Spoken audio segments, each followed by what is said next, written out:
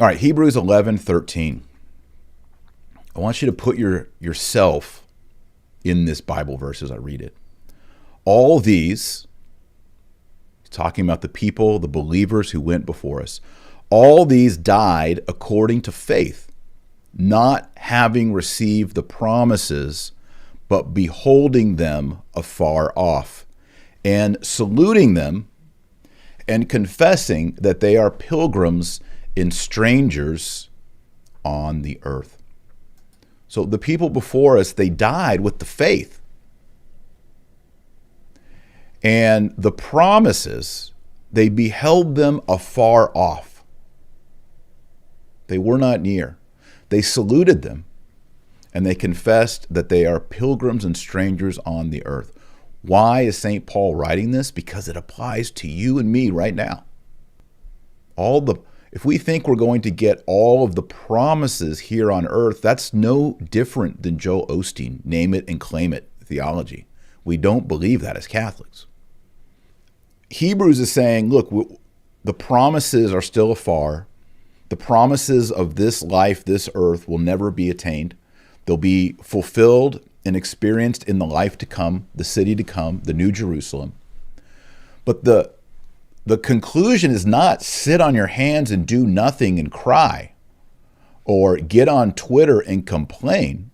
What were these people doing who realized that the promises of God were afar off and in the heavenly city? They conquered kingdoms. They wrought justice. They obtained promises. They stopped the mouths of lions. They quenched the violence of fire, escaped the edge of the sword, recovered strength from weakness, became valiant in battle, and put flight the armies of foreigners. They were active. They made a plan. We're going to make a plan. We also need to realize that our ultimate human desires and longings and needs will not ever be fulfilled in our life or by our strivings to attain these things. Verse 36, and others had trial of mockeries and stripes, moreover also of bands and prisons. Have we had mockeries? Verse 36, yes. Have we had stripes? Not yet. No one's beaten me yet. Moreover, bands. That means handcuffs, chains. Have I been handcuffed or chained yet? Haven't. Have I been put in prison yet? No. I'm like in the minor leagues here of these people that St. Paul is describing to us. We haven't experienced even 5% of the faithful who went before us, who trusted in God. And it says, let us run by patience to the fight proposed to us. Do we run away or do we run towards the fight? Why do we run towards? Because we're surrounded. All these people who suffered so much, they surround us. This is why we Catholics ask saints to pray for us and why we honor saints. We believe they're actually around us right now. In my room right now, there's saints around me. For think diligently upon him that endured such opposition from sinners against himself, that you be not wearied, fainting in your minds.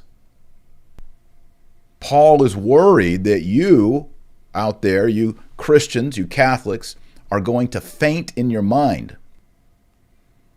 And so if you think diligently on Christ and everything he endured when he was opposed by sinful men,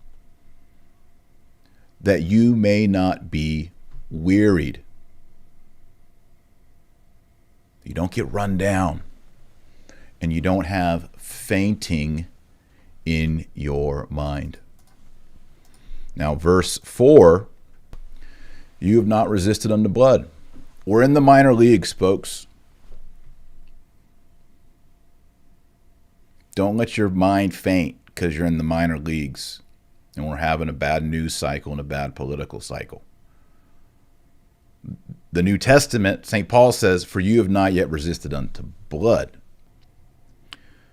Blessed shall you be when men shall hate you, and when they shall separate you, and shall reproach you, and cast out your name as evil for the Son of Man's sake.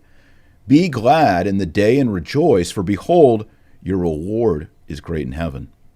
For according to these things did their fathers to the prophets. So you're blessed when they separate you, when they reproach you, when they cast your name as evil. Are you hearing a theme?